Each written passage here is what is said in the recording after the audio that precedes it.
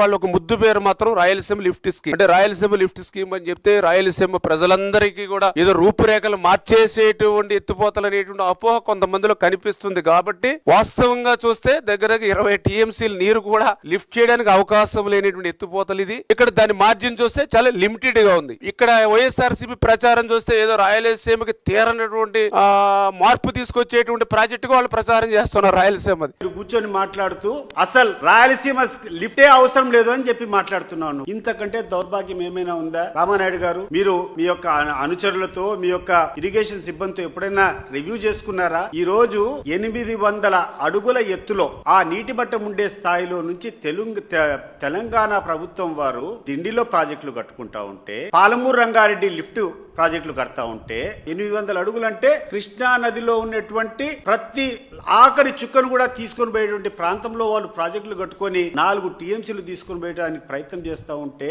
మనము ఈ Rayalaseema lift irrigation project ఇది కూడా 800 అడుగుల్లో పెట్టుకోకుండా పోతే చాలా ఇబ్బంది పడేది రాయలసీమ ప్రాంతం. ఈ రోజు రాయలసీమ ప్రాంతానికి అంతా కూడా జీవనాధారమైనటువంటి పోతిరెడ్డిపాడు యొక్క లెవెల్ 841 అడుగులో ఉంది. కానీ 841 అడుగులో నీళ్లు ఎక్స్ట్రా ఫ్లో అయితే కూడా ఒక 1000 క్యూసెక్లే ఫ్లో అవుతాయి. పూర్తి కెపాసిటీ 44,000 కెపాసిటీ పోతిరెడ్డిపాడులోంచి బయటికి పోవాలంటే 885 అడుగులు అంటే ఎఫ్ఆర్ఎల్ లెవెల్ దాటిన తర్వాతనే, ఆ లెవెల్ కు వచ్చేటప్పుడు మాత్రమే 44,000 క్యూసెక్లు తీసుకునే దానికి అవకాశం ఉంటుంది. కానీ ఈ రోజు కృష్ణా నదిలో నీటి మట్టం తక్కువ ఉండేటప్పుడు 841 అడుగుల కంటే నీటి మట్టం కింద ఉండేటప్పుడు రాయలసీమకు నీళ్లు రావాలంటే రాయలసీమ ఎత్తిపోతల పథకం కాకుంటే ఇంకా వేరే రకంగా ఏ రకంగా తీసుకొని పోగలుగుతారు రామానాయుడు గారు? ఒకసారి ఆలోచన చేయండి.